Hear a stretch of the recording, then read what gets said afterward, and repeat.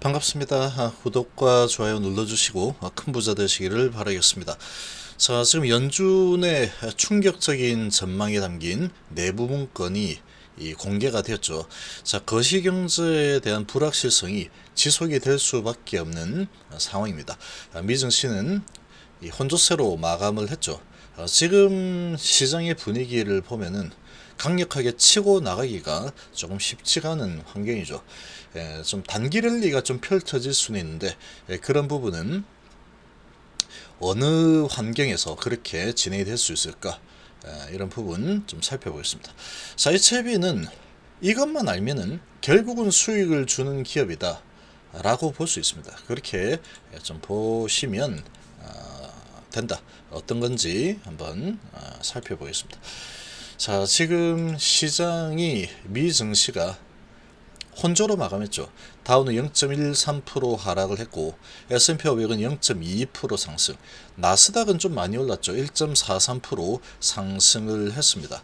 자, 이 공포지수 빅스 지수는 5.52% 하락을 하면서 조금 이제 시장이 안정을 찾는 분위기죠. 자, 안정을 좀 찾는 분위기이긴 하지만 여전히 미래가 많이 불투명합니다. 지금 많이 불투명하고 금리와 물가 이런 부분이 결국은 경기 침체를 계속 유발을 하게 될 거다라는 그런 전망이 계속 나오고 있죠. 자, 이 상황을 좀 보시면 자, 지금 어제 새벽에 나온 소식이죠. 자이언트 스텝도 부족하다 라고 해버리는데 이거 뭐 그럼 자이언트 스텝이 부족하면은 1%를 올려야 된다라는 얘기냐 이렇게 볼 수 있는데 1% 상승이 나와버리면 아주 그냥 정말로 힘든 시장이 펼쳐지겠죠. 그래서 1%까지 올리는 일은 아마도 나오지 않겠죠. 그런데 이 전망을 보면은 너무나도 심각하죠. 미 금리 4%에서 7% 정도는 올려야지 물가를 잡는다. 이런 지금 충격적인 결과가 나왔는데 연준 내부 자료를 보면은 이 미국 경제 연착륙 가능성이 10% 정도에 불과하다라고 보고 있죠. 파월 의장이 0.75% 자이언트 스텝을 밟겠다라고 연설을 했는데 그러면서 연착륙 가능하다라고 설명을 했죠. 자, 그래서 시장이 좀 안심을 했는데 하루 만에 시장은 연착륙이 어려울 것 같다. 그리고 이 자이언트 스텝을 했고 다음에도 자이언트 스텝에 0.75% 인상이 나올 수도 있겠구나. 그런 분위기로 아주 폭락이 다시 일어났죠. 폭락이 일어나고 살짝 오르고 이런 상황이 지금 나타나고 있습니다. 4% 내리고 1% 정도 올려주는 상황이죠. 자, 여기에서 이제 추가적으로 주가가 많이 내려와 있습니다. 근데 지금 한 가지 장점은 주식시장의 한 가지 이 장점 또는 강점이라고 보면은 주가가 그래서 이미 많이 내려와 있잖아. 요거죠. 요거 말고는 지금 어떠한 기대를 할 만한 요인이 찾아보기가 상당히 어렵습니다. 지금. 자, 이 10%에 불과하다 하니까 경착륙이 될 가능성이 높은데 경착륙으로 가게 된다라는 것은 경기가 침체로 가는 상황이 일어날 거기 때문에 소비가 많이 줄고 생산이 줄겠죠. 그러면서 기업의 실적이 악화가 되면서 경기 침체로 접어들 거다. 금리와 물가가 그렇게 만들 거다라는 거죠. 자, 미국에서 제로금리 시대가 끝나고 기준금리가 올라가고 있지만 연준이 제시한 3%대 금리 가지고는 이 인플레이션에 효율적으로 대처할 수가 없다라는 분석이 지금 나왔죠. 인플레이션이라는 게 이게 상당히 무서운 게 이거 잘못 제대로 잡지 못하게 되면은 상당 위기가 오죠. 이 화폐 가치가 뭐 박살이 나 버리고 하면은 뭐 걷잡을 수 없는 상황이 일어나기 때문에 지금 연준이 인플레이션을 강력하게 잡아버리겠다, 반드시 잡겠다라는 연설을 했죠, 파월이. 그러니까 확실하게 잡는다고 하는구나. 그래서 이제 주가 올라간다 이렇게 이제 뭐 해석을 했던데 아닙니다. 그거는 지금 인플레이션이 확실히 잡겠다라는 거는 경착륙이 좀 일어날 수도 있겠지만 인플레이션이 만만치 않다 그러면 금리를 확실하게 대처를 하겠다. 확실하게 금리를 크게 올리든 해서 이 인플레이션을 주체로 해서 얘를 잡겠다라는 거죠. 경제보다는 일단 이게 제일 중요하다. 이렇게 된 거죠. 그래서 사실 내용이 그렇게 좋지 않습니다. 이렇게. 이 월스트리트 저널은 17일 연준 자료를 인용해서 심각한 인플레이션에 대처하기 위해서 올해 안에 금리를 4%에서 7% 정도까지 올려야 한다라고 지금 보도를 했죠. 연준 자료를 인용해서. 그러니까 이 인플레이션이 아주 심각하다라고 연준 내부적으로 지금 바라보고 있죠. 현재 금리가 1.5에서 1.75%인데 연준이 6월 FOMC 회의에서 자이언트 스텝 단행했죠. 0.75% 상승. 자, 이렇게 이제 진행이 되었을 때 연준이 제시한 전도표에 따르면 올해 말에 미국 금리는 3.2에서 3.5% 정도가 되는데, 그러나 연준 내부적으로 활용하는 수학 공식에 현재 물가 등 각종 경제 지표들 현 상황을 대입을 했을 때 이런 어떠한 이 공식이 있겠죠. 4% 정도는 되어야지 지금 물가를 최소 4%는 돼야지 물가를 잡을 수 있다. 심각하면은 7%까지 올라가야지 잡을 수 있다. 그 정도로 인플레이션이 심각하다라고 바라보고 있다라는 뜻이죠. 자, 이렇게 이런 지금 내부 문건이 이 뉴스를 통해서 이렇게 나왔죠. 내부 문건이, 연준의 내부 문건이. 자, 이렇게 이제 나온 상황이니까 이 투자자들이 마음 놓고 지금 경기 민감주들, 기술주들, 금리와 이 물가에 크게 영향을 받을 만한 이런 기업들이 강세를 보이기가 좀 쉽지가 않겠죠. 투심이 살아나기가 좀 힘들다라는 거죠. 월스트리트저널은 연준이 이 같은 공식에 따를 이유는 없지만 FOMC 정례회의 참여자들이 더 공격적으로 금리를 올려야지 이런 아주 큰 인플레이션을 잡을 수가 있을 거다라는 공감대가 형성되면 이제 회의할 때마다 0.75, 0.75, 0.75 나도 0.75, 너도 0.75 이렇게 가겠죠. 그럼 다음 회의에서도 0.75가 지금 이 내용을 보면은 다음 회의에도 0.75로 갈 가능성이 아주 높다는 거죠. 중간에 이제 어떤 큰 변수가 생기지 않는다 그러면 그렇게 이제 생각을 하게 되겠죠. 그러니까 이 주가를 세게 매수해서 상승시키는 그런 이 세력들이 들어가기가 애매하겠죠. 이제 세게 올라간다 그러면 공매도 세력들은 야, 지금 상황이 이런데 우리는 공매 칠 테니까 너는 사봐 이렇게 될 수가 있겠죠. 현재 금리에 대한 자료와는 별개로 뉴욕 연방준비은행은 향후 미국 경제가 당초 예상보다 빠르게 수축 국면으로 접어들 수 있다라는 예측을 내놨는데, 자, 이렇게 되면은 경제가 이제 마이너스로 접어들 가능성이 높다라는 거죠. 올해 4분기 성장률 마이너스 0.1% 기업할 전망이다. 이렇게 돼버리면 기업 실적이 이제 크게 떨어질 거다라는 거죠. 그런 전망이기 때문에 아무래도 이제 주가는 각 기업들의 매출 영업이익이 성장을 계속 달려야 되는데 오히려 떨어지겠구나. 이렇게 되면 주가는 떨어지겠죠. 계속 상승을 하려는 움직임이 나오기가 좀 쉽지 않겠죠. 그러나 최저점, 제일 안 좋은 상황이 어느 시점에는 만들어질 거다.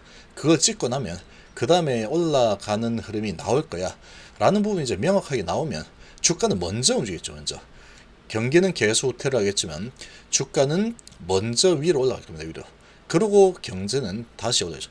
그런 지금 크로스가 나오는 타이밍을 잡으려면 시간이 꽤 많이 필요한 상황이다 라고 볼 수 있죠. 그리고 연준은 미 경제가 향후 연착륙을 할 가능성 10%에 불과하다라는 분석도 내놨다라고 하는데, 파월 의장이 연설을 할 때는 연착륙 가능하다라고 이야기했죠. 그래서 안전 시장을 좀 달래기를 했는데 그 다음날 바로 연착륙이 이런 상황인데 어떻게 가능하냐, 못 믿겠다 이러면서 이제 4% 빠져버렸죠. 자, 그러고 지금 다시 시작하면서 들어왔는데 다운 오히려 내렸고 나스닥이 1.3% 그래도 이제 어느 정도 올라가긴 했는데, 자, 조금 애매합니다. 자, 이에 비해서 미국 경제 경착륙 가능성이 80%에 달하고 있다. 그럼 계속 이 투자 심리는 이걸 지금 저가 매수를 해야 될까, 아니면은 이런 전망에 팔아야 될까? 고민에 빠르겠죠. 고민에 빠지겠죠. 고민에 빠질 수밖에 없는 현재 환경입니다. 그러니까 이제 지지부진한 증시가 예상이 될 수밖에 없죠. 여기에 지금 국제 유가는 아주 급락을 했습니다. 아주 급락을 했는데 경제가 이제 침체 국면으로 접어들 것 같다. 그러면 기름을 쓰는 공장들이 가동률이 많이 떨어지겠지. 그럼 미리 팔자. 이렇게 움직인 거죠. 이렇게. 그래서 얘가 내려가면 물가는 조금 안정이 되겠죠. 그래서 지금 뭐 여러 가지가 물고 물리는 상황인데 어쨌거나 지금 현재는 또 전쟁이라는 변수가 이렇게 계속 지속이 되고 있다 보니까 기본적인 또 인플레이션이 잡히기가 좀 쉽지가 않은 환경이죠. 그래서 상당히 증시는 위로 가기도 애매하고 밑으로 가기도 애매한 그런 분위기로 진행될 가능성이 상당히 좀 높아진 환경이다. 이렇게 좀 생각됩니다. 전체적인 시장은 근데 이제 만약에 올라가는 흐름이 나온다라고 하면은 최근에 이제 개인 투자자들의 반대 매매가 상당히 많이 나오고 있다라는 소식이 있죠. 자, 그런 부분으로 개인들의 반대 매매를 잡아서 주가를 단기 랠리를 조금 단기 상승을 만들어주는 그런 베어마켓 랠리 정도 그런 게 좀 나올 수는 있겠죠. 근데 그런 부분이 아니다라고 하면은 지금 나스닥 1.3% 오른 부분이 그러한 부분이 아니다라고 하면은 다시 이 1.4% 올라선 부분은 다시 이제 주말이 지나고 월요일이 되면 이런 지금 소식들 여기 이제 머릿속에 맴돌겠죠. 그럼 1.4% 올랐네 하고 다시 매도세가 좀 나올 수도 있는 상황이다. 근데 여기에서 만약에 월요일날 상승이 지속되는 모습이 나온다. 그렇게 된다. 월요일은 이제 또 휴장이죠, 미국은. 그렇게 되면은 낙폭이 과대하고 개인들의 신용 미수 뭐 이런 반대 매매가 많이 나왔으니까 그거는 미국이나 우리나라 다 똑같습니다. 심리적인 부분이기 때문에 다 비슷하게 움직인다. 그럼 그런 걸 받아서 단기로 좀 더 올려볼까 라는 그런 시그널일 수도 있다. 그렇게 볼 수 있겠죠. 전체적인 큰 방향은 아직까지 방향이 위로 잡히기에는 상당한 무리가 있는 상황이다. 그렇게 볼 수 있겠죠.